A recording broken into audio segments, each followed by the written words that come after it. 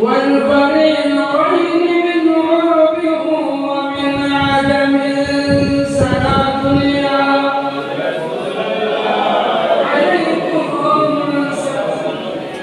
حبيب الله عليكم. بسم الله الرحمن الرحيم. قل لا أسألكم عليه أجرا إلا المودة في القربى. صدق الله مولانا العظيم وصدق رسوله النبي الكريم ونحن على ذلك من الشاهدين والشاكرين. ما يسأل وسلم دائما أبدا على حبيبك خير الخلق كلهم. আল্লাহ রাব্বুল আলামিনের আলিশান দরবারে লাখো কোটি শুকরিয়া আদায় করছি। মহান রব্বুল আলামিন আমাদেরকে অত্যন্ত আয়োজিত মরহুম মকবুল হাফিজ রহমানের পরিবারের ব্যবস্থা বানাই ভক্ত সহায় কারবালা ঈশ্বরী শাহনশাহ হযরত সৈয়দ জিয়াউল হক মুসলিমদারি কাদাসিরুল আজিজের চন্দ্রমাসী উদযাপন ও মরহুম হাফিজুর রহমানের পরিবারের মরহুমাদের ইসালে সওয়াব উপলক্ষে আজিমুল শান শহাদায়ে কারবালার মাহফিলের সম্মানিত প্রধান অতিথি ঐতিহ্যবাহী দ্বীনি শিক্ষা নিকেতন চট্টগ্রাম হাসানপুর জামিয়া বসিয়া ইসলামী মাদ্রাসার সম্মানিত মুহাদ্দিস উস্তাদ উলামা হযরত ভারতানা জনাব মাওলানা মুহাম্মদ ইদ্রিস আনসারী মাদ্রাসাতুল আলী এবং আজকের মাহফিলের সম্মানিত প্রধান বক্তা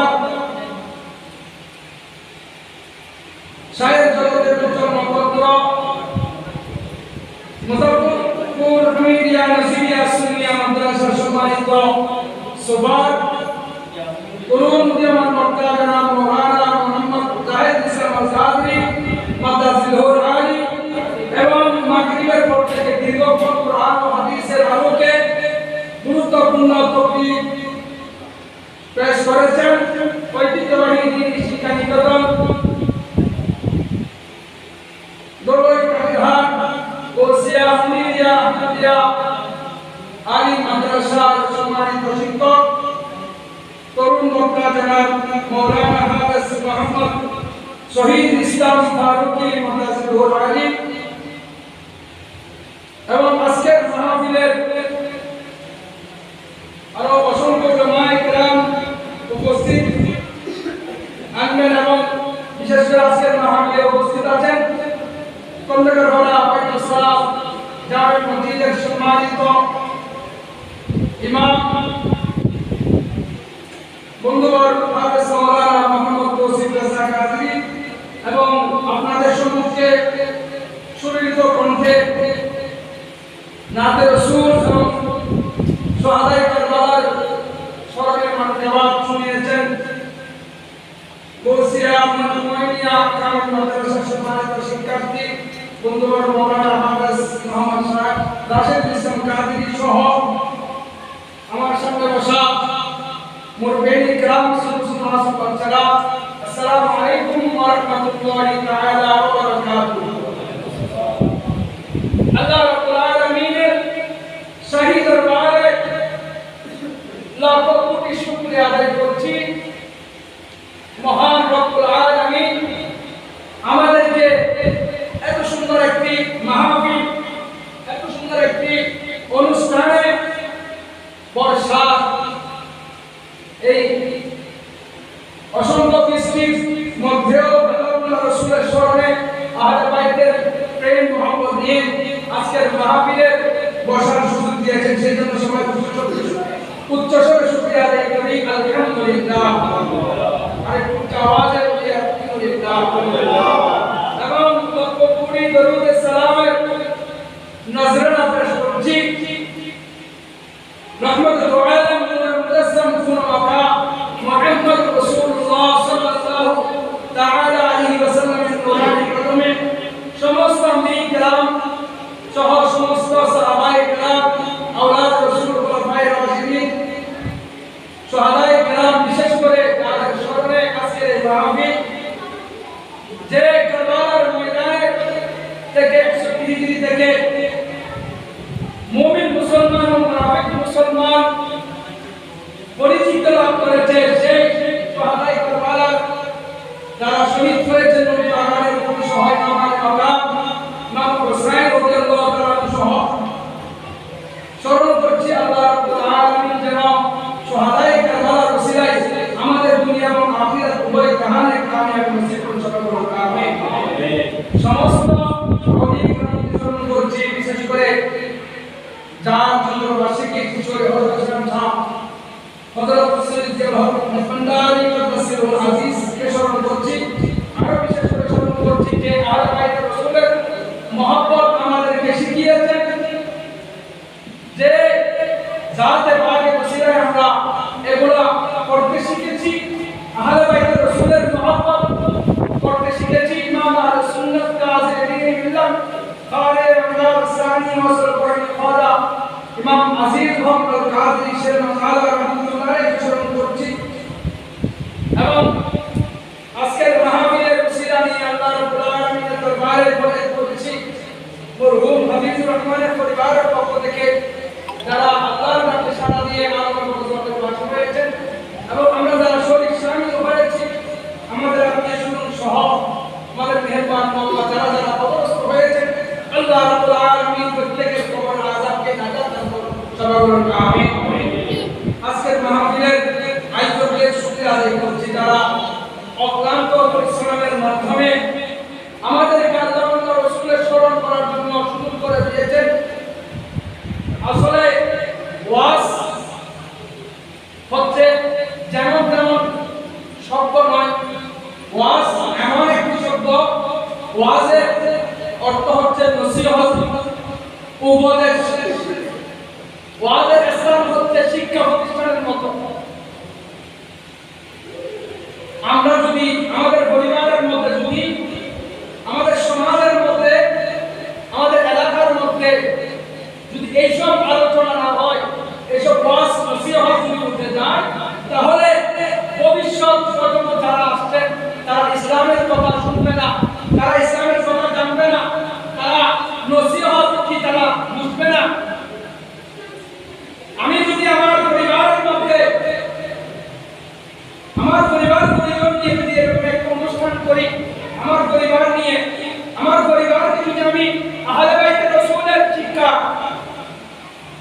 শিক্ষার কথা বলি, আহলে বাইতের রাসূলের মহব্বতের আলোচনা করি, কারবালার ময়দানের শিক্ষার আলোচনা করি, তাহলে আমার সন্তান সর্বপ্রথম আমার ঘর থেকে শিখবে আহলে বাইত কাকে বলে, আহলে বাইতের রাসূলের মহব্বত করলে আমাদের কি লাভ হবে, আহলে বাইতের রাসূলের শিক্ষা আমাদের জন্য কি, কেন আমাদের জন্য কেন ওয়াজিব হয়েছে। কারণ আল্লাহর নবী নূরান জামানে ইরশাদ করেছেন বিদায় হতে ভাষণে, এই আমার উম্মত তোমরা যদি দুটি জিনিসকে সক্ষমভাবে আঁকড়ে ধরতে পারো, তাহলে উম্মত তোমরা কোনোদিন পরপক্ষ হবে না, তোমরা কোনোদিন বিপদগামী হবে না, তোমরা কোনোদিন আল্লাহ এবং রাসূলের পথ থেকে দূরে সরে যাবে না। তাহলে তোমরা এই দুটি পথকে, এই দুটি জিনিসকে যদি তোমরা শক্তভাবে আঁকড়ে ধরো, একটা হচ্ছে কিতাবুল্লাহ, আল্লাহ রাব্বুল আলামিনের পবিত্র 30 পারা কালামের পাক, আরেকটা হচ্ছে আহলে বাইতের রাসূলের মহব্বত। কোরআন বলছে আমাদের জন্য থিওরিক্যাল, কোরআন আমাদেরকে থিওরিক্যাল বলবে, আমরা পাঠ করব, অর্থ জানব, আমরা আল্লাহর দ্বীন রাসূল করিম সাল্লাল্লাহু আলাইহি ওয়াসাল্লামের সুন্নাতে মুবারাকা শিখব।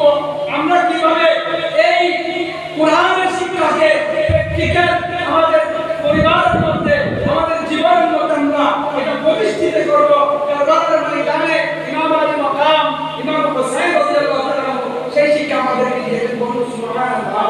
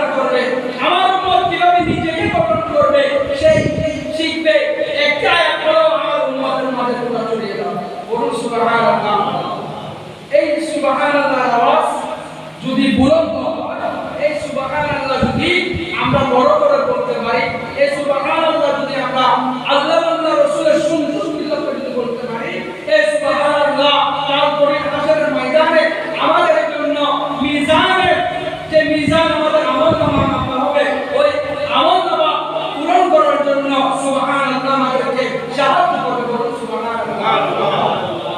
কারণ সুবহানাল্লাহ বলতে কষ্ট লাগে না, সুবহানাল্লাহ বলতে কোনো সময়ের প্রয়োজন হয় না, সুবহানাল্লাহ বলতে তেমন শক্তি সামর্থ্য দরকার নেই, তেমন কোনো সময়ের দরকার নেই। আমি যেখানে বসি সেখানে আল্লাহ থেকে সুবহানাল্লাহ আলহামদুলিল্লাহ বলতে পারি। আল্লাহ রাসূল বলেন সুবহানাল্লাহ এমন সওয়াব তামলাউল মিজান, যে মিজানকে পরিপূর্ণ করবে। বলুন সুবহানাল্লাহ। আল্লাহ রাব্বুল আলামিন আমাদেরকে পবিত্র কারবালার স্মরণের মাহফিল আর রাসূলের মহব্বত আমাদেরকে অন্তরে ধারণ করার তৌফিক দান করুন সবাই বলুন আমিন। আমি বেশিক্ষণ সময় দেব না, আমার পরবর্তী বক্তা জনাব মাওলানা মোহাম্মদ জাহিদ ইসলাম কাদেরী, সুন্দর কণ্ঠ, তরুণ বক্তা, উনি আসলে আমি আশা মাত্র দেব। আমি একটি আয়াতে কারিমা আপনাদের সম্মুখে তেলাওয়াত করেছি, সেই আয়াতের কিছু কথা বলে আমি আপনাদের থেকে বিদায় নিব। কারণ আপনারা সবাই আমাদের প্রতিদিন দেখছেন, আমার কথা শুনছেন, আমি বেশিক্ষণ বিরক্ত করব না আপনাদেরকে। আল্লাহ রাব্বুল আলামিন পবিত্র কালাম মাজিদের মধ্যে বলেন, হে আমার মাহবুব নবী, আপনি আমার পক্ষ থেকে বলে দিন, আমার তোমাদের কাছে কোনো কিছু চাওয়া পাওয়ার নেই। আমার যে কাজ করেছি, আমি যে কষ্ট করেছি, সেই কষ্টের কোনো বদলার দরকার নেই, সেই বদলা আমি চাই না। আমি আল্লাহর পক্ষ থেকে আল্লাহ রাব্বুল আলামিন আমাকে বলেছেন, হে উম্মত, আমাকে বলেছেন হে মাহবুব নবী, আপনি আপনার উম্মতদেরকে বলে দিন, আপনি নবী আমার কাছে কিছু চান নাই, একটি কিছু চাই, এটা হচ্ছে আমাদের থেকে, হে উম্মত, আমি তোমাদের থেকে একটি কিছু আশা করি, একটি জিনিস আশা করি, সেটা হচ্ছে আমার আহলে বাইতের মহব্বত, আমি রাসূলের আওলাদ পাকের মহব্বত। বলুন সুবহানাল্লাহ। আল্লাহ রাসূল সাল্লাল্লাহু আলাইহি ওয়াসাল্লাম আমাদের কাছে কি বদলা চায় না, কিসের বদলা চায় না? আল্লাহর মাহবুব নবী যখন এই জমিনের মধ্যে তশরীফ আনেন, আল্লাহর মাহবুব নবী তশরীফ আনার পরে সাথে সাথে আল্লাহ রাব্বুল আলামিনের জমিনের মধ্যে সিজদায় করে বলেন, রব্বি হাবলি উম্মতি, রব্বি হাবলি উম্মতি। হে আল্লাহ, হে রব্বে করিম, রব্বুল আলামিন, আপনি রহমানুর রহিম, আপনার নামের উসিলায় হে রব্বে করিম আমার উম্মতদেরকে আপনি ক্ষমা করে দেন, আপনি আমার উম্মতদেরকে ক্ষমা করে দেন। যেই নবী দুনিয়াতে তশরীফ আনার পরে দুনিয়াবি হাসিয়তে দুনিয়াবি বয়স বাড়ার সাথে সাথে যখন বয়স বৃদ্ধি পাচ্ছে, এরকম বৃদ্ধি পেতে পেতে যখন আমার নবী যুবক হয়ে, আমার নবী কিশোর বয়সে উপনীত হলেন দুনিয়াবি বয়সের মধ্যে, তখন আমার নবীর কাছে তারা ওই মক্কার কাফিররা, তারা যে কোনো কিছু আমার করলে সে আমার সঠিকভাবে রাখতো, তারা আমার নবীর কাছে আমার রাখতো, যে কোনো কিছু করবে আমার নবীর কাছে, নবীর মায়ের নবীর কাছে পরামর্শ পাইতো, তারা পরামর্শ তাদেরকে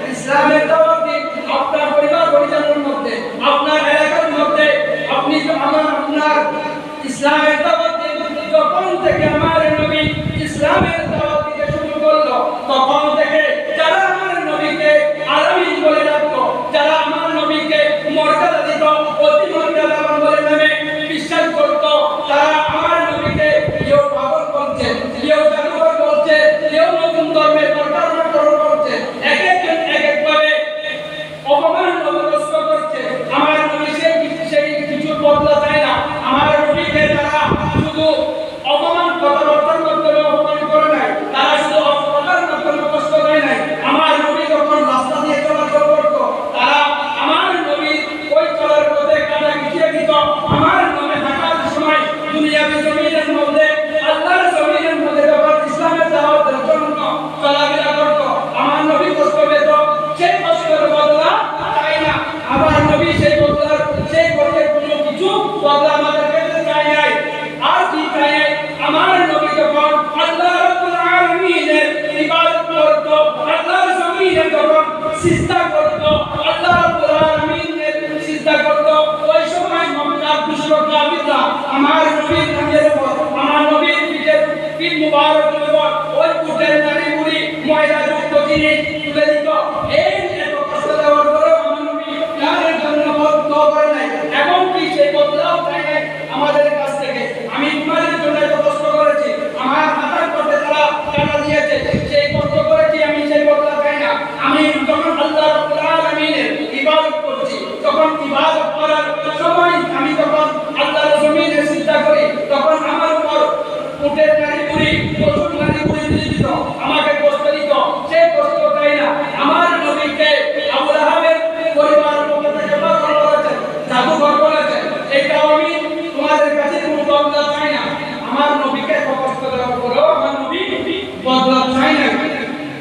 আরো কি আমার নবী যখন প্রকাশ্যে ইসলাম প্রচার করার যখন আদেশ পেয়েছেন আল্লাহ রাব্বুল আলামিনের পক্ষ থেকে যখন উপদেশ আদেশ এসেছেন, হে আমার মহানবী আপনি এখন প্রকাশ্যে ইসলামের দাওয়াত দিন, তখন তারা অপমানের অপদস্থ আরো জুলুম নির্যাতনের আরো বাড়িয়ে দিয়েছে।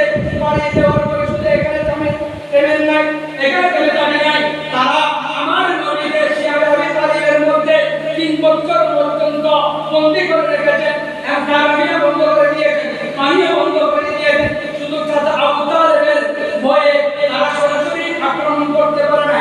আমার নবীকে আবু তালেবের মাধ্যমে এমন কিছু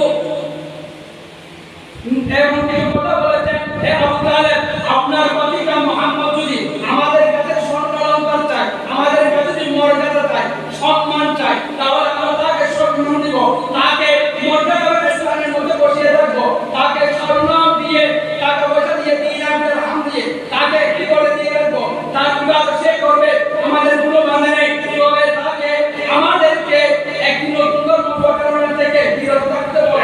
আমি তার উন্নতাকে করতে দেব না।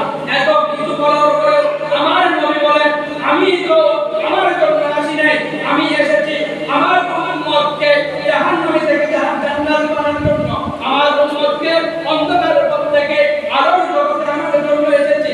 আমি এটা কোনো দুনিয়াবি কোনো উপহারের জন্য নয়, কোনো পুরস্কারের জন্য নয়, আমি কারো পছন্দ করার জন্য নয়, আমি এই কাজ করছি। আমি স্বয়ং আল্লাহ রাব্বুল আলামিনের আদেশে, আল্লাহ রাব্বুল আলামিনের ওয়াহদানিয়তের প্রচার করছি। লা ইলাহা ইল্লাল্লাহ, আল্লাহ রাব্বুল আলামিন এক, আল্লাহ রাব্বুল আলামিন এক, আর আল্লাহ রাব্বুল আলামিন ছাড়া আর কোনো কেউ ইবাদত পাওয়া গ্রহণযোগ্য হবে না, কেউ পাবে না। আল্লাহ রাব্বুল আলামিন একমাত্র ইবাদতের মালিক, আল্লাহ রাব্বুল আলামিন একমাত্র রিজিকের মালিক, আল্লাহ রাব্বুল আলামিন আমাদের একক পালনকর্তা।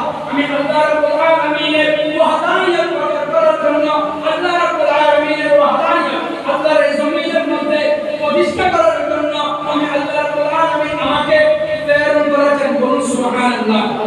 শুধু এখানে শেষ নয়, তারা তখন শিয়াবে আবি তালিবের মধ্যে তারা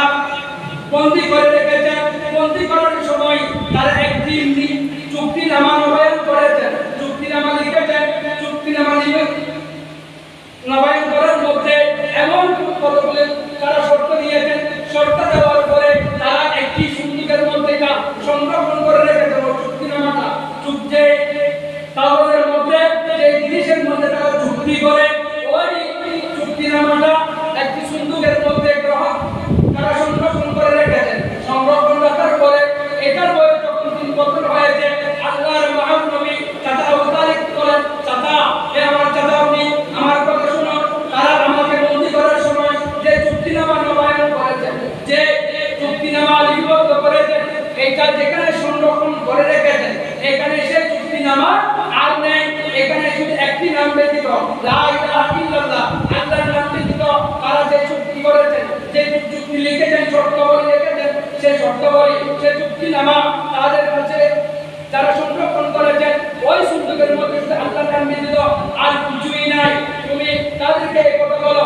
তখন আবু তালিব, চাচা আবু তালিব যখন আবু লাহাবের নিকট গিয়ে বললেন, হে আবু লাহাব, আমার বাতিজা মুহাম্মদ একটি কথা বলেছে, তোমরা যে আমার শেয়ার আবু তালিবের মধ্যে, আমার ঘরের মধ্যে যখন আমার বাতিজাকে বন্দী করে রেখেছ, তখন একটি চুক্তিনামা তোমরা নবায়ন করেছ। ওই চুক্তিনামার মধ্যে তোমরা যা শর্ত লিখেছ, সেই শর্তে কিছুই নাই। ওই শর্তগুলো, ওই কাগজটা, ওই জিনিসটা, ওই বস্তুটা তুই পোকা দিয়ে ফেলেছে, শুধু একটি নাম ব্যতীত, আল্লাহ রাব্বুল আলামিনের নাম ব্যতীত আর কিছুই নাই এখানে। তখন আবু লাহাব খুশি হয়ে ওই মক্কার মধ্যে কাফিররা যারা সর্দার রয়েছে তাদেরকে ডেকে আনলেন। এই তো সুযোগ মুহাম্মদকে পাকড়াও করা, এই তো সুযোগ এসেছে, আমাদের সুবর্ণ সুযোগ, এই সুযোগ হাত করা যাবে না। তখন তারা সাথে সাথে ওই মক্কার সর্দার, কাফেরদের সর্দারকে ডেকে এনে বললেন, মুহাম্মদ একটি কথা বলেছেন, আমরা যখন তাকে বন্দী করার সময় একটি চুক্তিনামা নবায়ন করেছি, ওই চুক্তিনামাটা নাকি তুই পোকায় খেয়ে ফেলেছে, এখানে কিছুই নাই আল্লাহর নাম ব্যতীত। আমরা যদি দেখি এই চুক্তিনামা অবশ্য যদি সঠিকভাবে থাকে, তাহলে আমরা বুঝব মুহাম্মদ যে সাল্লাল্লাহু আলাইহি ওয়াসাল্লাম যে ধর্ম প্রচার করেছেন, যে নতুন ধর্মের দাওয়াত আমাদেরকে দিচ্ছেন, সেটা তার বানানো ধর্ম, তার নিজ ধর্ম, আল্লাহ রাব্বুল আলামিনের পক্ষ থেকে নয়। তখন তারা মক্কা সর্দার, কাফের সর্দারকে দেখে যখন ওই সিন্ধুক খুললেন, দেখলেন আল্লাহ রাসূল সাল্লাল্লাহু আলাইহি ওয়াসাল্লাম নূরানি জবানে যেভাবে বলেছেন, তার শর্তনামা কিছুই নেই, শুধু আল্লাহর নাম ব্যতীত। তখন আবু লাহাব এটা দেখে বললেন, মুহাম্মদ তো বড়ই যাবো, বড় নাউযুবিল্লাহ, আর তুই আওয়াজ করো নাউযুবিল্লাহ। যখন দেখলেন চুক্তিনামার মধ্যে কিছুই নাই, আল্লাহ রাসূল সাল্লাল্লাহু আলাইহি ওয়াসাল্লাম নূরানি জবানে যেভাবে বলেছেন সেভাবে আছে, আর নাই। তখন তারা এই আবু লাহাব এটা দেখে বললেন, মুহাম্মদ বড়ই যাবো। শুধু এখানে এসে নয়, আবু লাহাবের কাছে ওই ইয়ামেন থেকে একজন শেখ, একজন নেতা এসেছেন। নেতা আসার পরে তখন মুহাম্মদ সাল্লাল্লাহু আলাইহি ওয়াসাল্লাম আল্লাহর মহান নবী দয়াল নবীকে ডেকেছেন। তখন তার ডেকে এনে বললেন, হে মুহাম্মদ, আমার হাতের মধ্যে কি আছে সেটা বলতে পারলে আমি তোমার ধর্ম গ্রহণ করব। তখন আল্লাহ রাসূল সাল্লাল্লাহু আলাইহি ওয়াসাল্লাম নূরানি জবানে বলেন, হে আবু লাহাব, তোমার হাতের মধ্যে কি আছে সেটা আমি বলবো না, তোমার হাতের মধ্যে যেটা আছে সেটাই বলবে। হে আবু লাহাব, তোমার হাতের মধ্যে কি আছে সেটা আমি বলবো না, হাতের মধ্যে যে আছে সেই বলবে। তখন আবু লাহাব খুশিতে লাফ দিয়ে বলেন, হ্যাঁ, আমার হাতের মধ্যে যেটা আছে সেটাই বলবে। আবু লাহাব মনে মনে বলছেন, পাথর তো কথা বলতে পারে না, পাথর কিভাবে বলবে আমার হাতের মধ্যে কি আছে? তখন আল্লাহর নবী আবু লাহাবের এই কথা শোনার সাথে সাথে বলেন, হে আবু লাহাবের হাতের মধ্যে যেটা আছে সেটা বলো, তুমি কে এবং আমি কে, আমি কিসের জন্য এসেছি? ওই পাথরের জবান আল্লাহ রাব্বুল আলামিন বলে দিয়েছেন, সাথে সাথে ওই পাথর জবানের উচ্চারণ করছেন, আশহাদু আল্লা ইলাহা ইল্লাল্লাহু ওয়াহদাহু লা শারীকা লাহু ওয়া আশহাদু আন্না মুহাম্মাদান আবদুহু ওয়া রাসূলুহু। আমরা পাথর সাক্ষী দিচ্ছেন, এক আল্লাহ, লা ইলাহা ইল্লাল্লাহ, যার কোনো মাবুদ নেই, আর মুহাম্মদ সাল্লাল্লাহু আলাইহি ওয়াসাল্লাম হচ্ছেন আল্লাহর প্রেরিত রাসূল। আমি সাক্ষী দিচ্ছি। এটা বলার সাথে সাথে ওই আবু লাহাব হাতের পাথরকে এমন আঘাত দিয়েছেন, হে পাথর, আমি তোমাকে এনেছি মুহাম্মদকে পরীক্ষা করার জন্য, তুমি তো আমাকে শেষ করে দিয়েছো, তুমি তো আমাকে রাস্তা দাওয়াত করে দিয়েছো। পাথরকে আসর দিয়েছেন। আল্লাহ রাসূল সাল্লাল্লাহু আলাইহি ওয়াসাল্লামের এই মুজিজা দেখেও তিনি ইসলাম ধর্ম গ্রহণ করেন নাই। মুহাম্মদ সাল্লাল্লাহু আলাইহি ওয়াসাল্লাম বড়ই জাদুকর বলেছেন, আবার জাদুকর বলেছেন। জাদুকর বলার পরে ওই ইয়ামিন থেকে যে নেতা কষি মেরেছেন তার দরবারে এসেছেন অতিথি হয়ে, তখন তিনি বলেন, হে মুহাম্মদ সাল্লাল্লাহু আলাইহি ওয়াসাল্লাম, তুমি যদি বলতে পারো আমি ঘর থেকে বের হওয়ার সময় একটি মনে নিয়ত করেছি, এরাদা করেছি, সেই নিয়তের কথা তুমি বলতে পারো, তাহলে আমি তোমার ধর্ম ইসলাম ধর্ম গ্রহণ করব। তখন ওই ইয়ামেনের আগমন অতিথির কথা শুনে আল্লাহর নবী বলেন, হে ইয়ামেনের থেকে আগত মেহমান, আপনি বের হওয়ার সময় একটি মনে ইচ্ছা করেছেন, আপনার একজন মেয়ে ছিল জন্ম থেকে প্রতিবন্ধী, তিনি জন্ম থেকে প্রতিবন্ধী, তোমার মেয়ে যদি ওই তোমার মেয়ে প্রতিবন্ধী মেয়েটা আমার যদি ভালো হওয়ার জন্য আমার কাছে এসে পৌঁছাবে, আমি যদি সত্যিকারী নবী হই, আমি যদি আল্লাহ রাব্বুল আলামিনের প্রেরিত রাসূল হই, তাহলে তুমি আমার কাছে পৌঁছাবে যাতে আমার মেয়ে ভালো হয়ে যায়। তখন তুমি নিয়ত করেছো তোমার মেয়ে জন্য আমার কাছে পৌঁছাবে, যাও তুমি ঘরে গিয়ে দেখো তোমার মেয়ে ভালো হয়ে গিয়েছে, শুধু ভালো হন নাই, তোমার মেয়ে কলমা বলে লা ইলাহা ইল্লাল্লাহ মুহাম্মাদুর রাসূলুল্লাহ সাল্লাল্লাহু আলাইহি ওয়াসাল্লাম করে ইসলাম ধর্ম গ্রহণ করেছে, মুসলমান হয়ে গিয়েছে। তখন ওই ইয়ামেনের থেকে আগত অতিথি তিনি বললেন, ইয়া রাসূলুল্লাহ, ইয়া হাবিবাল্লাহ, আমি সাক্ষী দিচ্ছি আপনি আসল নবী, আপনি সত্য নবী, আপনি আল্লাহ রাব্বুল আলামিনের প্রেরিত নবী, আপনি আমাকে কলমা করে মুসলমান বানিয়ে দেন, আমাকে ইসলামে প্রবেশ করিয়ে দেন। তখন আল্লাহ রাসূল সাল্লাল্লাহু আলাইহি ওয়াসাল্লামের নূরানি হাত মোবারকে রেখে ওই ইয়ামেনের আগত মেহমান তিনি ইসলাম ধর্ম গ্রহণ করে ফেলেছেন। সেই আবু লাহাব এটা দেখেও বিশ্বাস করতে পারে নাই, সেই যে আবু লাহাব থেকে হয়ে গেছে, তিনি ইসলাম ধর্ম গ্রহণ করেন না। ওই ইয়ামেন থেকে আগত মেহমান তিনি ইসলাম ধর্ম গ্রহণ করার দেরি করেন নাই, তিনি তার বাড়ি ফিরে গিয়েছেন, দেখছেন তার মেয়ে বাড়ি পৌঁছার আগে তার মেয়ে তার জন্য রাস্তার ধারে দুয়ারের মধ্যে দাঁড়িয়েছে, বাবাকে স্বাগত জানানোর জন্য, আগমনে তাকে আগমন বার্তা দেওয়ার জন্য। তখন ওই ইয়ামেনের মেয়ে বড় হয়ে গেছে, ইসলাম ধর্ম গ্রহণ করেছে। এতদিন দেখার পরেও আবু লাহাব ইসলাম ধর্ম গ্রহণ করেন না। শুধু সেখানে নয়, আল্লাহর নবীর উপর যখন মক্কার কাফিররা জুলুম নির্যাতন বাড়িয়ে দিতে এত বাড়িয়ে দিয়েছেন, তখন আল্লাহর নবী এই বদলা কিছু চাই নাই। শুধু এখানে নয়, আল্লাহর নবী মক্কা থেকে তাইফের জমিনে সফর করার জন্য ইচ্ছা করেছেন। আমাকে মক্কার কাফিররা চিনতে পারে না, আমাকে মক্কার কাফিররা চিনে নাই, আমি তাইফে সফর করব। সেখানে যেহেতু আমি শিশুকালে এখানে দাঁড়িয়ে বাড়িতে হয়েছি, আমার দুজমা হালিমা সাদিয়া রাদিয়াল্লাহু তাআলা আনহা তাইফের জমিনে বসবাস করেন, হয়তো তারা আমাকে গ্রহণ করবে। আল্লাহর নবী বড় আশা নিয়ে তাইফের জমিনের মধ্যে সফর করেছেন। সালাতুন ইয়া রাসূলুল্লাহ আলাইকুম সালাম ইয়া হাবিবাল্লাহ আলাইকুম আল্লাহ ইয়া মুবারক আলম হে আল্লাহ মুমিনোं का जिक्र है सालाতুন ইয়া রাসূলুল্লাহ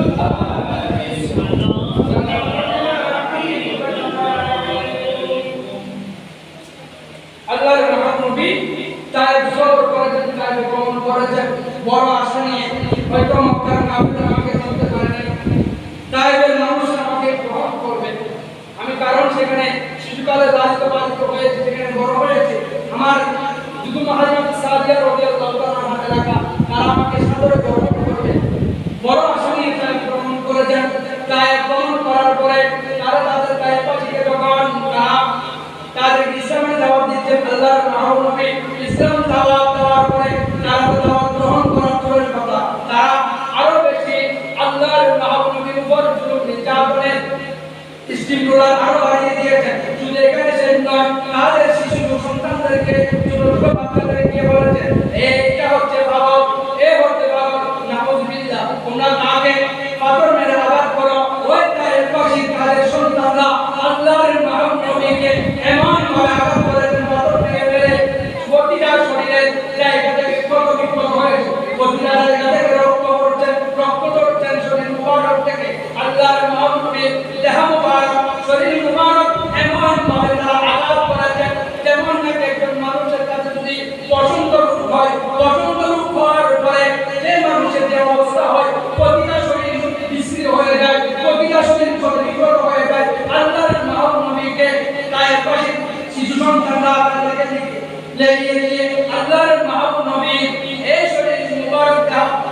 তৌফিক কত করেছেন।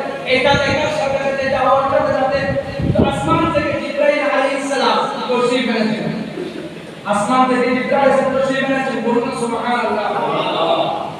আল্লাহর মাহবুব নবীর কাছে তো জিবরাইল যখন তশরীফ এনে বলেছেন, হে আল্লাহর মাহবুব নবী, দয়ার নবী, আপনি আমাকে বলুন, আমাকে আল্লাহ রাব্বুল আলামিন 600 টাকা দান করেছেন, আমি একটা টাকা যদি লাগে দিই তাহলে ওই পায়ে পড়ে হয়ে যাবে। আল্লাহ না হয় আল্লাহ রাব্বুল আলামিনের দরবারে ফরিয়াদ করো, তোমরা চারপাশে তোমাকে কষ্ট দিয়েছে, আল্লাহ রাব্বুল আলামিন এটাকে বাসি ধ্বংস করে দিবেন। আল্লাহর মাহবুব বলেন, হে জিবরাইল, হে জিবরাইল, তোমার ধ্বংস করার দরকার নেই, আমি আল্লাহ রাব্বুল আলামিনের দরবারে তাদের জন্য দোয়া করব না। কেন না? আল্লাহ রাব্বুল আলামিন আমাকে ধ্বংস করার জন্য এখানে প্রেরণ করেননি। আল্লাহ রাব্বুল আলামিন আমাকে পাঠিয়েছেন রহমাতুল লিল আলামিন হিসেবে। ওমা আরসালনাকা ইল্লা রাহমাতুল লিল আলামিন। আল্লাহর মাহবুব নবী বলেন, আমি এখানে প্রেরিত হয়েছি রহমাতুল লিল আলামিন হিসেবে, রহমত হিসেবে। আমি তাদেরকে ধ্বংস করার জন্য আসি নাই, আমি তাদেরকে কষ্ট দেওয়ার জন্য আসি নাই। হয়তো তারা আমাকে চিনে নাই, আমাকে চিনতে পারলে, আমাকে বুঝতে পারলে তারা আমার দাওয়াত ইসলাম ধর্ম গ্রহণ করত। আমাকে চিনে রাখি যায়, তারা আমাকে কষ্ট দিয়েছে, আমি তাদের জন্য বদদোয়া করব না। আল্লাহ রাব্বুল আলামিনের কাছে প্রচার করব, তারা যাতে আমাকে চিনে আমার এই ইসলাম ধর্ম যে আমি প্রচার করছি, আল্লাহর ওয়াহদানিয়ত, এই ওয়াহদানিয়ত প্রচার করছি, লা ইলাহা ইল্লাল্লাহ মুহাম্মাদুর রাসূলুল্লাহ সাল্লাল্লাহু আলাইহি ওয়াসাল্লামের যে কালিমার দাওয়াত দিচ্ছি, তারা যদি এই দাওয়াত গ্রহণ করে একজন ব্যক্তি যদি ইসলাম ধর্ম গ্রহণ করে, তাহলে আমার যে কষ্ট দিয়েছে সব কষ্ট দূরীভূত হয়ে যাবে, সব কষ্টে আমার সার্থকতা আসবে একজন মানুষ যদি ইসলাম ধর্ম গ্রহণ করে। বলুন সুবহানাল্লাহ। আল্লাহর মাহবুব বলেন, আমি মক্কার জমিনে অবস্থ হয়েছি, আমি শিয়াবে তালেবের মধ্যে 3 বছর বন্দী করে রেখেছে মক্কার কাফিররা। আমাকে নামাজ পড়ার সময় নারী তুলে দিত, এত কষ্ট দেওয়ার পরে সেই কষ্টের বদলা দেয় না। আমাকে তারা হাঁটার সময় টাকা দিত, টাকা দেওয়ার সময় আমি হাঁটার সময় কষ্ট পেতাম, সেই কষ্টের বদলাও চাই না। আমি তালেবের জমিনে গিয়েছি, তালেবের মানুষ আমাকে গ্রহণ করে না, উল্টা তারা আরো জুলুম নির্যাতন বাড়িয়ে দিয়েছেন।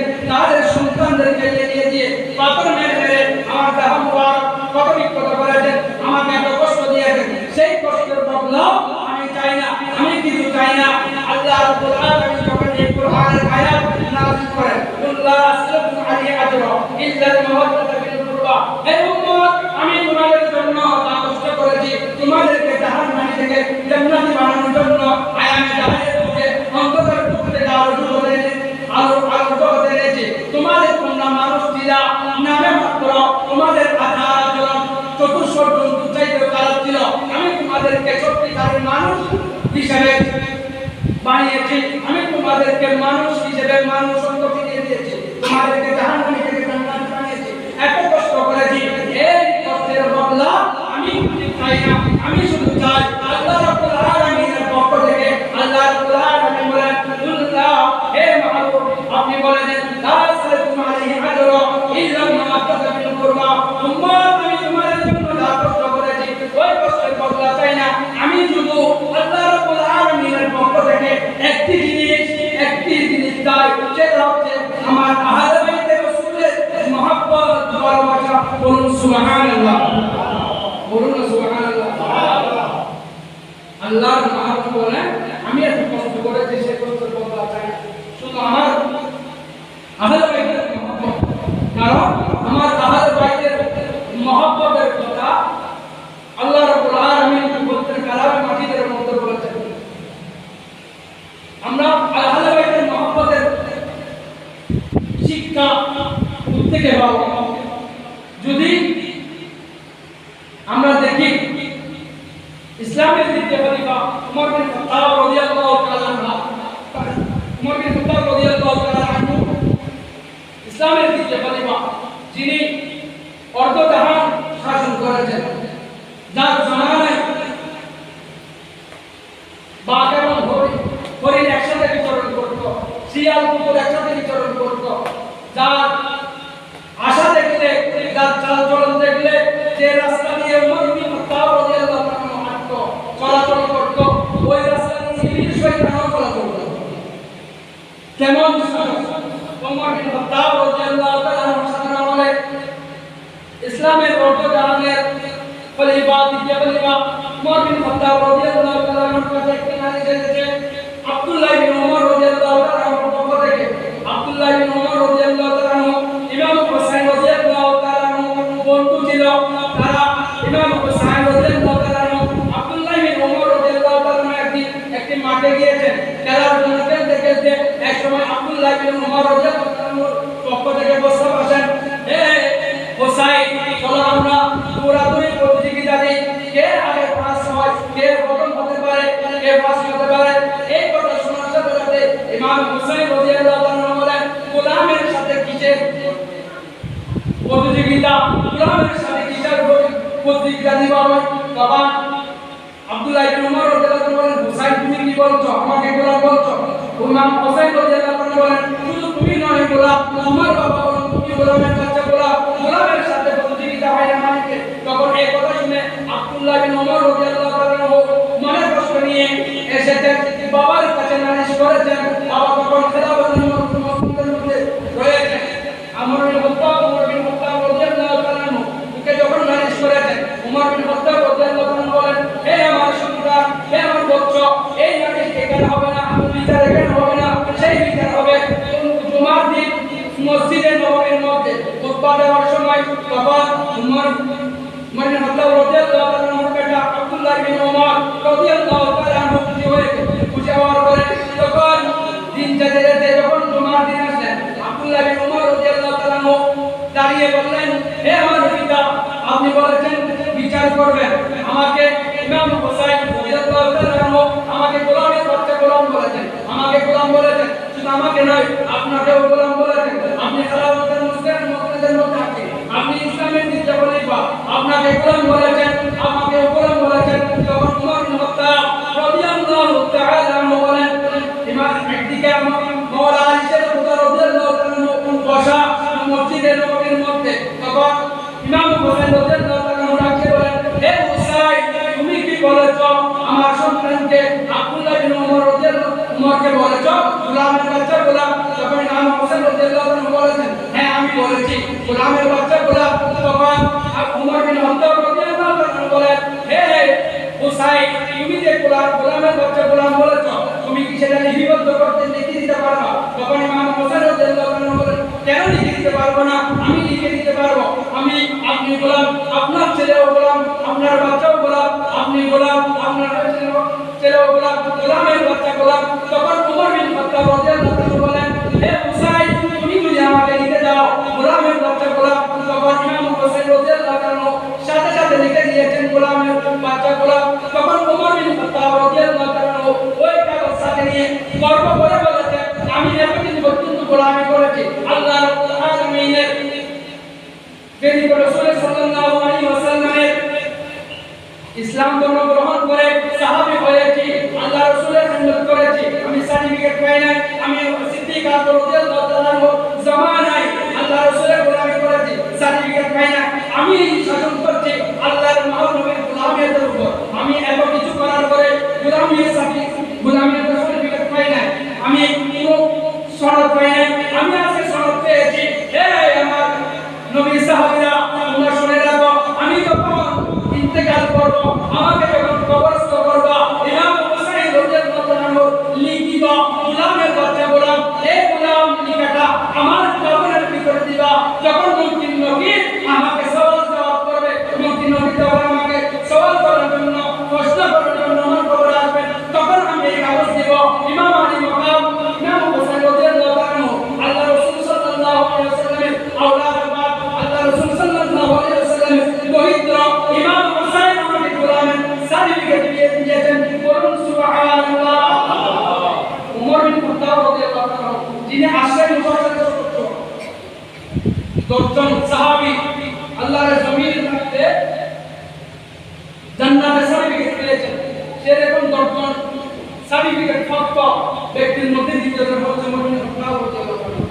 তিনি ইমাম হুসাইন রাদিয়াল্লাহু তাআলার গোলাম লিখা পেয়ে খুশি হয়েছে। আর এখন আমরা যদি বলি নবীর গোলাম বললে আমাদেরকে শিরিকের বিধান দিচ্ছে, কেউ বলছেন নবীর গোলাম বলা যাবে না, শুধু একমাত্র আল্লাহর গোলাম। আর উমর বিন খাত্তাব রাদিয়াল্লাহু তাআলা দিচ্ছেন শুধু আল্লাহর নবীর গোলাম নয়, আল্লাহর নবীর আওলাদের গোলাম। সুবহানাল্লাহ, সুবহানাল্লাহ। আল্লাহ রাসূল সাল্লাল্লাহু আলাইহি ওয়াসাল্লাম নুরানি জবান হিসেবে বলেন, হুসাইনুন মিন্নি ওয়া আনা মিন হুসাইন, হুসাইন আমার থেকে, আমি হুসাইনের থেকে। আহাব্বাল্লাহু মান আহাব্বা হুসাইনা, যারা আল্লাহকে ভালোবাসতে চায়, যারা আল্লাহকে ভালোবাসতে চায়, তারা অবশ্যই আমার হুসাইনকে ভালোবাসবে। বলুন সুবহানাল্লাহ। যারা আমার হুসাইনকে ভালোবাসবে তারা আল্লাহকে ভালোবাসবে। আল্লাহ রাসূল সাল্লাল্লাহু আলাইহি ওয়াসাল্লাম অন্য হাদিসে বলেন, হে আমার উম্মত, তোমার সন্তানদেরকে, তোমাদের সন্তানদেরকে তোমরা যে তিনটি জিনিস শিক্ষা দাও, একটা হচ্ছে আমি নবীর মহব্বত, আরেকটি হচ্ছে আমার আহলে বাইতের মহব্বত, আরেকটি হচ্ছে কোরআনের শিক্ষা। বলুন সুবহানাল্লাহ। প্রথমে বলেছেন আল্লাহর নবীর মহব্বত, দ্বিতীয় বলেছেন আহলে বাইতের মহব্বত, আহলে বাইতের রাসূলের শিক্ষা, দ্বিতীয় বলেছেন আহলে বাইতের শিক্ষা, তৃতীয় বলেছেন কোরআনের শিক্ষা। আপনি যখন, আমি যখন, আপনার আমার সন্তানদেরকে যখন আমরা আহলে বাইতের রাসূলের আলোচনা করব ওর মধ্যে, তাহলে আমার সন্তান সর্বপ্রথম যখন আমার থেকে শিক্ষা পাবে আহলে বাইতের রাসূলের মহব্বতের ভালোবাসার কথা যখন শুনবেন, তিনি কোনোদিন বদভস্ত হবে না, তিনি কোনোদিন আহলে হাদিসের পথে যাবে না, তিনি কোনোদিন বাতিলের পথে যাবে না। এখন আমরা তো ঘরের মধ্যে আলোচনা বন্ধ করে দিয়েছি, আমরা তো এখন ঘরের মধ্যে কোরআনের আলোচনা করতে করি না, আমরা এখন কোরআনের শিক্ষা দিই না। আল্লাহ মহানবী বলেন, হে আমার উম্মত, তোমরা তোমাদের সন্তানদেরকে আমি নবীর মহব্বত শিক্ষা দাও, আমার আহলে বাইতের শিক্ষা দাও, কোরআনের শিক্ষা দাও। আমরা তো এখন মুসলমান দাবি করছি, আশিক রাসূল দাবি করছি, মুমিন মুসলমান। কেউ যদি বলে আমাকে তুমি গুনাহগার মুসলমান, তখন তো আমি ক্ষমা চাই, আমার শক্তি সামর্থ্য দিলে তাকে খুন করব, আমাকে গুনাহগার কেন বলছো?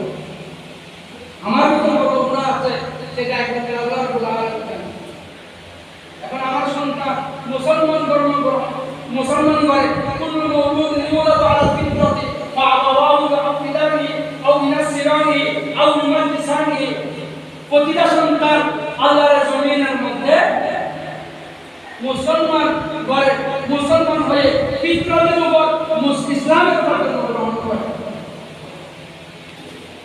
এখন তারা বিভিন্ন ধরনের লোক কিভাবে হচ্ছে, ফাআবাওয়াহু ইউহাফিদানিহি, যার মাতা-পিতা ইহুদি, সে তার সন্তানকে ইহুদি বানিয়ে দিচ্ছে, আও ইউনাসসিরানিহি, যার মাতা-পিতা নাসারা, তার সন্তানকে নাসারা বানিয়ে দিচ্ছে, আও ইউমাজ্জিসানিহি, তার মাতা-পিতা আগুন পূজারী, দেবদেবীর পূজারী, সূর্য পূজারী, তার সন্তানকে সে সেভাবে লালন পালন করে তিনি তার মত অনুযায়ী তার সন্তানকে বড় করে দিচ্ছেন। এখন আমার সন্তান ঘরে মুসলমান করে জন্মগ্রহণ করে, আমার সন্তান ইসলাম জানে না, এমনকি আরবি 12 মাসের নামও জানে না। আল্লাহ রাব্বুল আলামিন বলেন, ইন্না ইদ্দাতাশ শুহুরি ইনদাল্লাহি 12 শাহরান ফি কিতাবিল্লাহি ইয়াওমা খালাকাস সামাওয়াতি ওয়াল আরদ মিনহা আরবা'তুন হুরুম। আসমান জমিন যেদিন সৃষ্টি হয়েছে সেই দিন থেকে বছরের 12টি মাস হয়েছে, তার মধ্যে 4টি মাস সম্মানিত। একটা হচ্ছে 4 মাসের মধ্যে একটা হচ্ছে এই মুহররম মাস। এই মুহররম মাস শুধু ইসলাম আসার পরে সম্মানিত, এটা আয়াতের যুগে সম্মানিত। যারা নামে মাত্র মানুষ ছিল, যাদেরকে অন্ধকার যুগের মানুষ বলা হয়, যারা নামে মাত্র মানুষ ছিল, তাদের আচার আচরণ এমন নিকৃষ্ট ছিল, চতুর্থ জন্তু তাদের কাছে হার মানত, তাদের আচার আচরণ এমন খারাপ ছিল।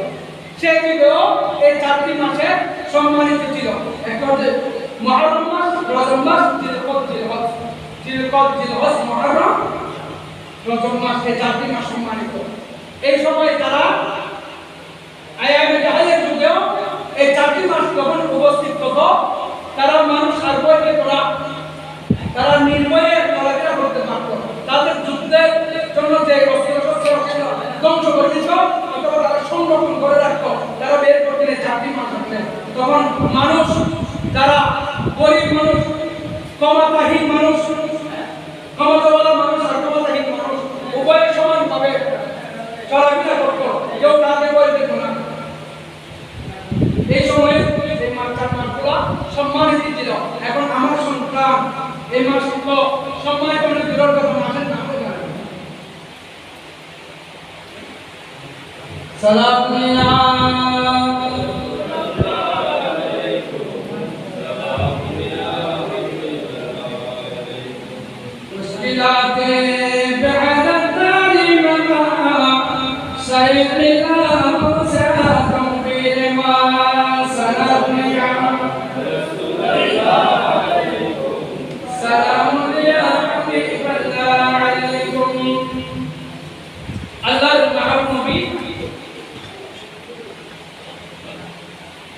যে আমাদেরকে আল্লাহ রাসূলের মুহাব্বতের কথা বলেছেন।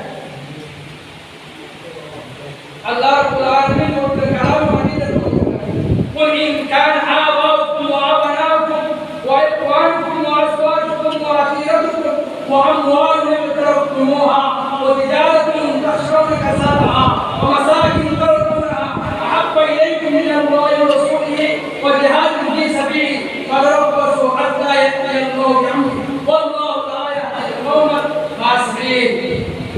আল্লাহর মাহবুব আল্লাহ রাব্বুল আলামিন বলেন, হে আমার মাহবুব নবী, আপনি আপনার উম্মতকে বলে দিন, তাদের মাতা-পিতা, তাদের সন্তান-সন্ততি, তাদের ভাই বোন, তাদের অর্থ-বেতন সম্পদ থেকে, তাদের ব্যবসা-বাণিজ্য থেকে যারা তার অংশ হওয়ার ভয় রয়েছে তাদের অন্তরে, এবং এখানে শেষ নয়, তখন তারা যে স্থানের মধ্যে বসবাস করে ওই স্থানকে যারা পছন্দ করে, তারা যদি আল্লাহ এবং রাসূলের পথে জিহাদ করার থেকে এবং আল্লাহ এবং রাসূলের থেকে তাদের সন্তান-সন্ততি, তাদের ব্যবসা-বাণিজ্য এমনকি নিজের জানকেও যদি বেশি ভালোবাসে, তাহলে তারা অপেক্ষা করতে হলো, তাদের জন্য কঠিন আযাব অপেক্ষা করছে।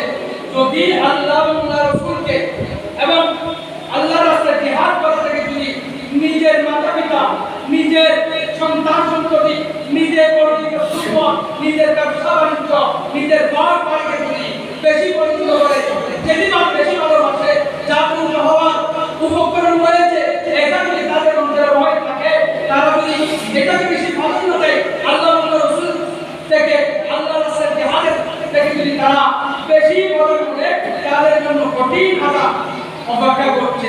এবং আল্লাহ লা ইয়াহদি কওমান ফাসিকিন, আল্লাহ ফাসিকদেরকে ভালোবাসেন না, আল্লাহ ফাসিকদেরকে মহব্বত করেন না, আল্লাহ রাব্বুল আলামিন ফাসিকদেরকে মর্যাদা দেন না, দেখতে পান না।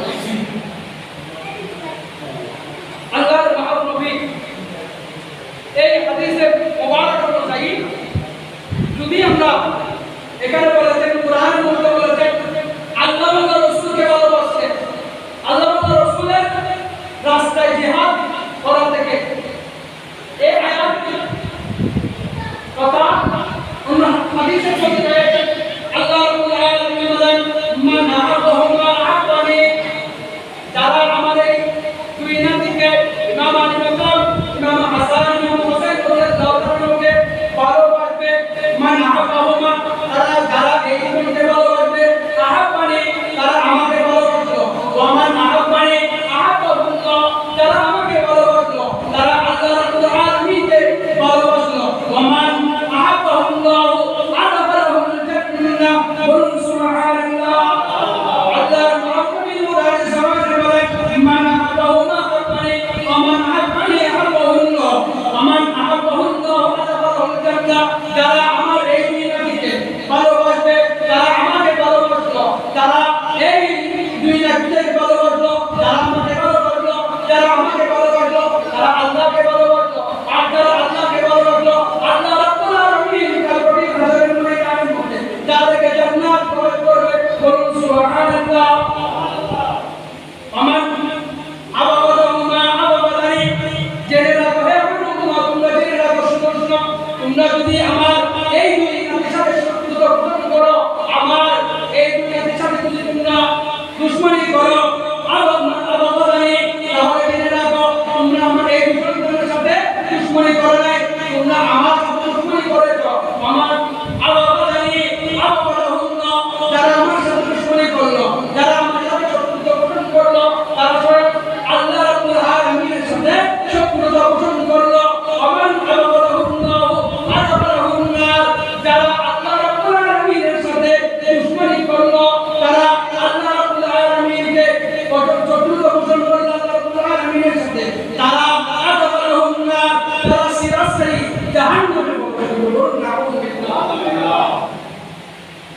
সালামুন ইয়া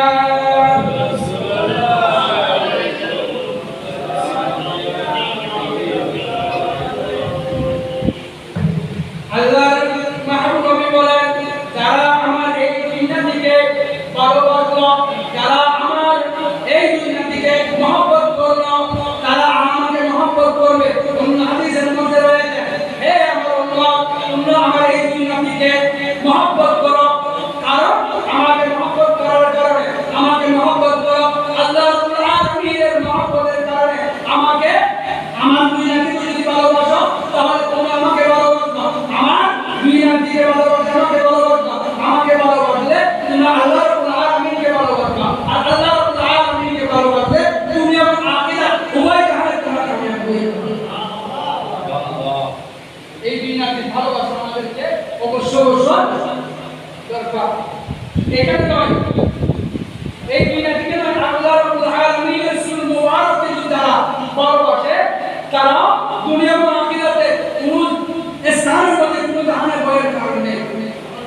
বড় শহরে একজন বড় ব্যবসায়ী ছিল, বড় শহরে একজন ব্যবসায়ী ছিল, তিনি বড় ব্যবসায়ী, তার অনেক ধন সম্পদ ছিল।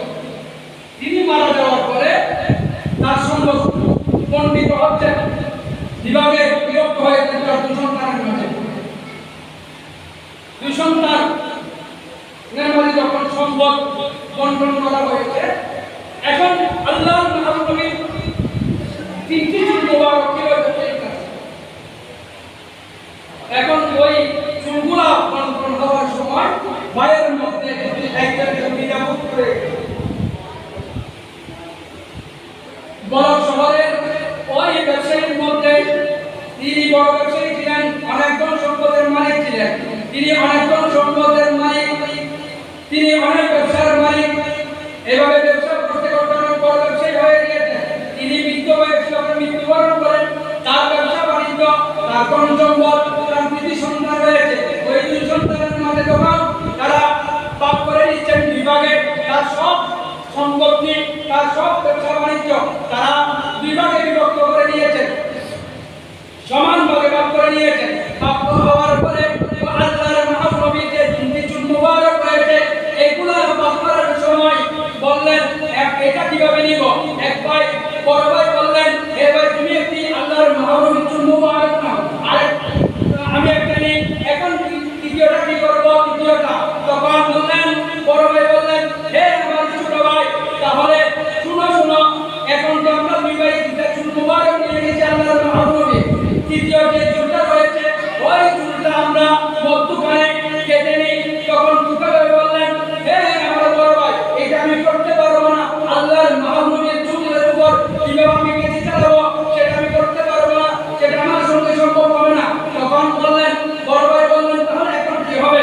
তখন ছোট ভাইয়ের পক্ষ থেকে প্রস্তাব দিলেন, তুমি তিনটা চুল আমাকে দিয়ে দাও, তোমার যদি দরকার হয় সব সম্পদ তুমি নিয়ে যাও, তারপরও আমার নবীর চুল মুবারক চুল তুমি কেসি চালাও না, চুরি চালাও না, আমার সম্পদ সব করে নিয়ে যাও, আমার দরকার নেই।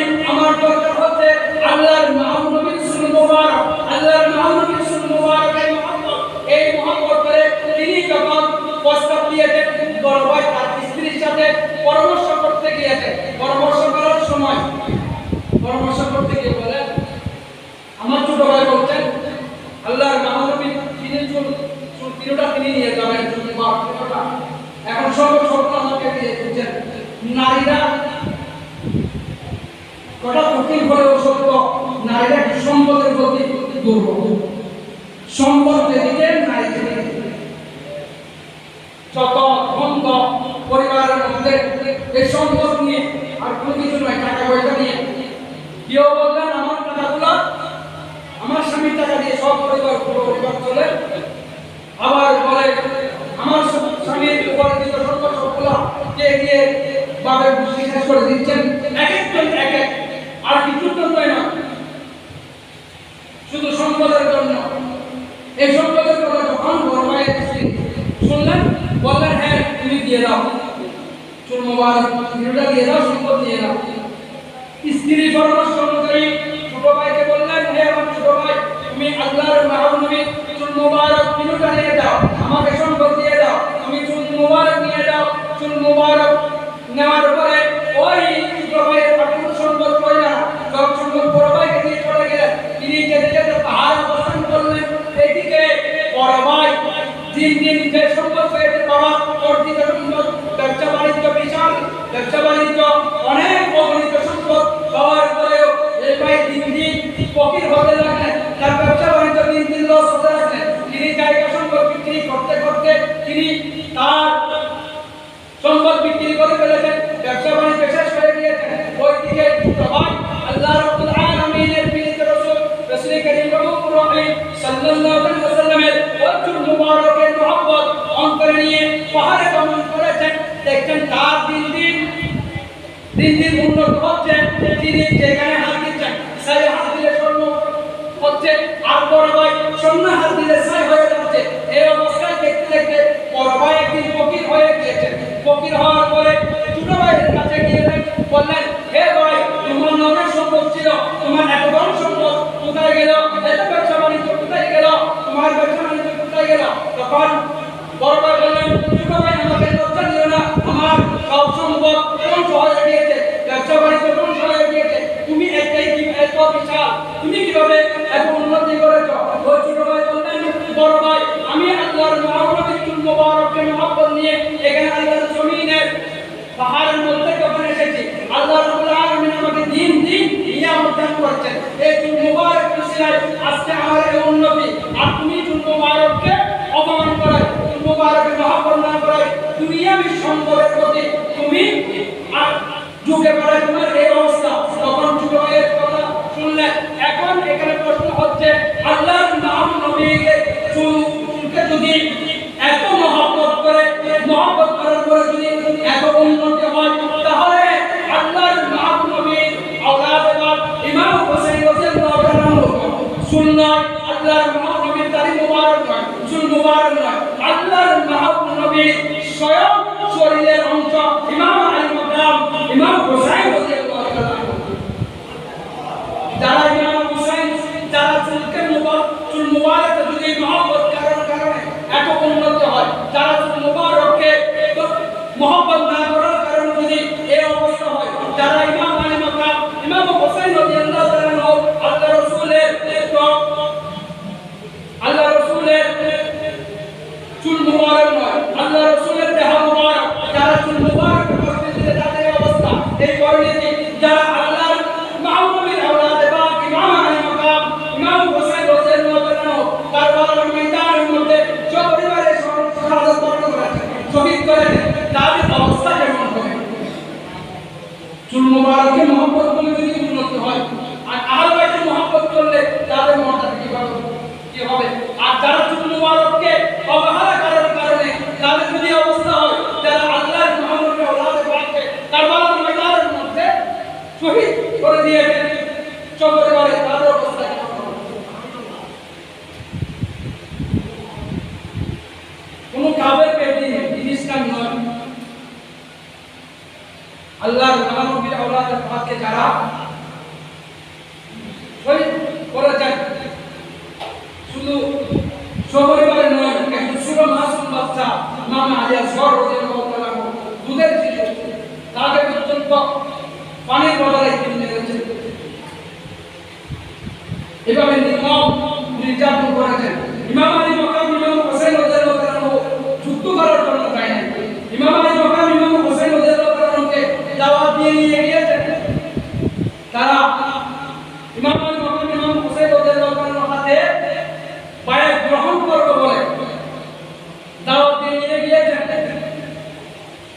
দাওয়াত দিয়ে নিয়ে তারা ইমাম হোসেন রাদিয়াল্লাহু তাআলাকে শহীদ করে দিয়েছেন। আর এখানে বলছেন, কেউ বলছেন এজিদের কোনো দোষ নেই, এই ছিল ক্ষমতার মস্তকের মধ্যে এজিদের হুকুম ব্যতীত তারা ইমাম আলী মাকাম ইমাম হোসেন রাদিয়াল্লাহু তাআলাকে শহীদ করতে পারবে না।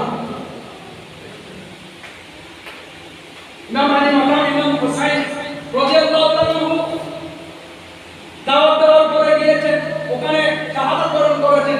ইমাম আলী মাকাম ইমাম হোসেন রাদিয়াল্লাহু তাআলা কারবালার যদি ঘটনা যদি আমরা পর্যালোচনা করি,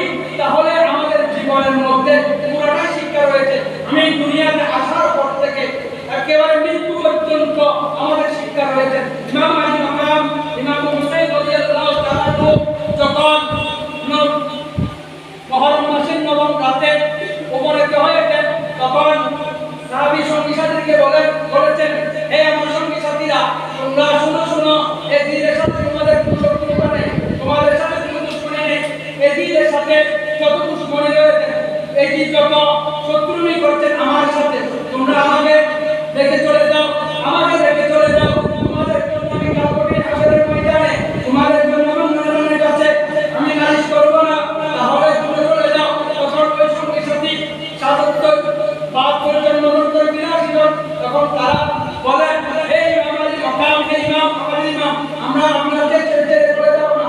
তাহলে যদি শাহাদাত বরণ করতে হয় আপনাকে নিয়ে এখানে সবাই একসাথে শাহাদাত বরণ করব, আমরা আপনাকে ছেড়ে চলে যেতে পারবো না। তখন ইমাম আলী মকাম, ইমাম হোসেন রাদিয়াল্লাহু তাআলা তাদেরকে নসিহত করলেন, তাহলে আজকে শেষটা আমাদের জন্য শেষটা, তোমরা যেভাবে ইবাদত করতে পারো আল্লাহ রাব্বুল আলামিনকে দেখে নাও। আজকে আমাদের জন্য শেষটা, আগামী রাত আমাদের জন্য আল্লাহ রাখবে না, আমাদের এখানে শেষটা।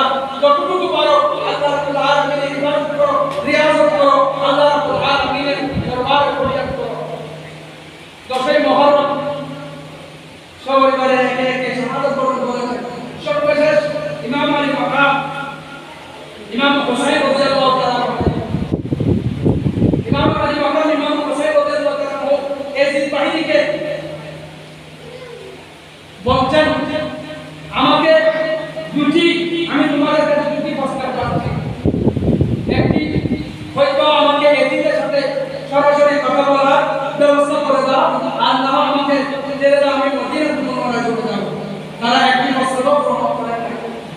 ইমাম আলী মাকাম, ইমাম হোসেন রাদিয়াল্লাহু তাআলা প্রস্তাব গ্রহণ করেন নাই, সপরিবারে শাহাদাত শরীক করে দিয়েছেন।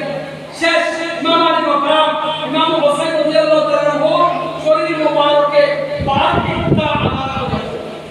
72টা আঘাত করার পরেও ইমাম আলী মাকাম, ইমাম হোসেন রাদিয়াল্লাহু তাআলা খুব শব্দ করেন নাই, একটি বারের জন্য খুব শব্দ করেন নাই। হাসি মুখে ওই এজিদের আঘাত, এজিদ বাহিনীর আঘাতগুলো সহ্য করেছেন, গ্রহণ করে নিয়েছেন।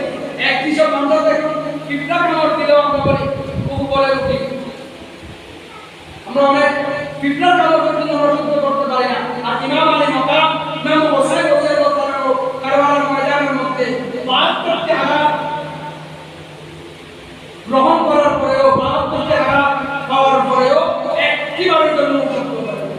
ধৈর্যের আল্লাহ রাব্বুল আলামিন বলেন, ইন্নাল্লাহা মা'আস সাবিরিন, আল্লাহ রাব্বুল আলামিন বলেন সবরকারীর সাথে, ধৈর্যশীল ব্যক্তির সাথে আমি রাব্বুল আলামিন আছি। আল্লাহ মাহবুব নবীর আওলাদ পাক আমাদেরকে শিক্ষা দিচ্ছেন। আল্লাহ রাব্বুল আলামিন পবিত্র কালামে মাজিদের মধ্যে বলেন, কুল ইন্না সালাতি ওয়া নুসুকি ওয়া মাহইয়ায়া ওয়া মামাতি লিল্লাহি রাব্বিল আলামিন। আল্লাহ রাব্বুল আলামিন বলেন, হে আমার মাহবুব নবী, আপনি বলেন আপনার উম্মতদেরকে আপনার নামাজ, আপনার কুরবানি, আপনার হায়াত, আপনার মৃত্যু সবকিছু লা ইলাহা ইল্লাল্লাহর জন্য। এখানে কুরআন আমাদেরকে ইলিগেল ভাবে বলছেন, আমার নামাজ, আমার কুরবানি, আমার হায়াত, আমার মৃত্যু, আমার সমস্ত জিন্দেগি আল্লাহর জন্য, আল্লাহর সন্তুষ্টির জন্য। ইমাম আলী মাকাম, ইমাম হোসেন রাদিয়াল্লাহু তাআলা কারবালার ময়দানের মধ্যে শিক্ষা দিচ্ছেন, আমার মাহবুব নবীর আওলাদ পাক ইমাম হোসেন রাদিয়াল্লাহু তাআলা আঘাত পাওয়ার পরেও শব্দ করেন নাই, নামাজ পড়েছেন, ধৈর্য ধরেছেন, নিজের জান কুরবান দিয়েছেন, নিজের হায়াত আল্লাহ রাব্বুল আলামিনের জন্য বিলীন করে দিয়েছেন, নিজের মৃত্যু পর্যন্ত আল্লাহ রাব্বুল আলামিনের জন্য দিয়ে দিয়েছেন।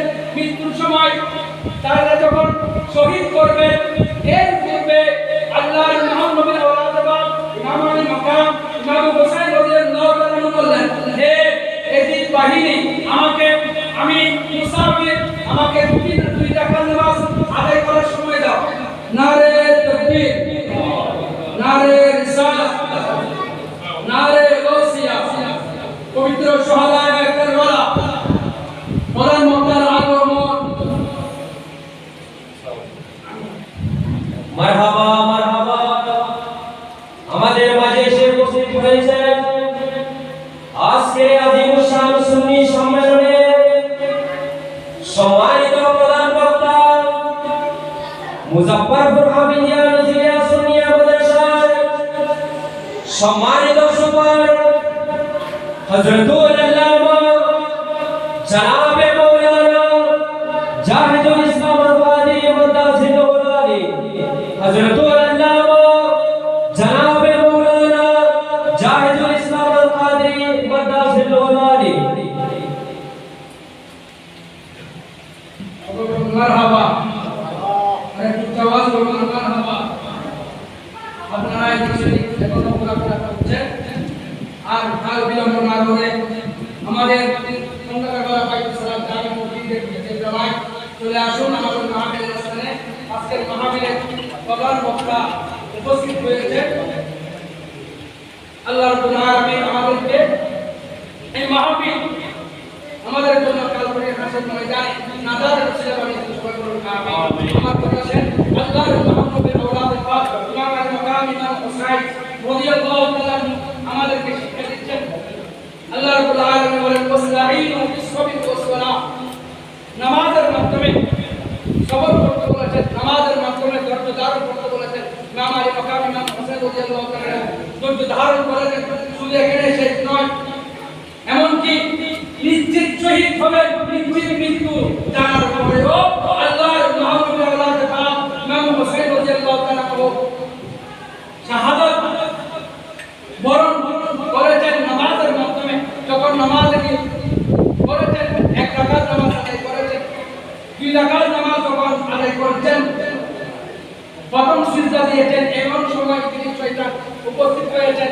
এজিদ বাহিনীকে বললেন হে এজিদ বাহিনী তোমরা কাকে সুযোগ দিয়েছো এটা হচ্ছে আলী ইবনে মুসা রাদিয়াল্লাহু তাআলা সন্তান ইমাম হুসাইন রাদিয়াল্লাহু তাআলা তিনি যদি নামাজ শেষ করতে পারে তিনি যদি জাকাত নামাজ সম্পন্ন করতে পারে তাহলে কি তোমরা বুঝতে পারো তোমাদের কি অবস্থা হয় ওনাকে কি তোমরা ধরে রাখতে পারবা ইবলিস শয়তানের কুমন্ত্রণ শুনে ইমাম আলী মাকাম ইমাম হুসাইন রাদিয়াল্লাহু তাআলা সিজদা অবস্থায় শহীদ করে দিয়েছেন ইন্না লিল্লাহি ওয়া ইন্না ইলাইহি রাজিউন আল্লাহর মাহবুব নবী দুনিয়া থেকে তশরীফ নেওয়ার সময় বলেছেন হে আমার উম্মত তোমরা নামাজ পড়ো সালাত আদায় করো সেই সালাত ইমাম আলী মাকাম ইমাম হুসাইন রাদিয়াল্লাহু তাআলা নবী পাকের উপর আওলাদ পাক আমাদেরকে নিশ্চিত মৃত্যু অবস্থায় নামাজ শিক্ষা দিয়ে দিচ্ছেন হে আমার নামদানের উম্মতরা যতই কঠিন অবস্থা হোক না কেন যতই বিপদ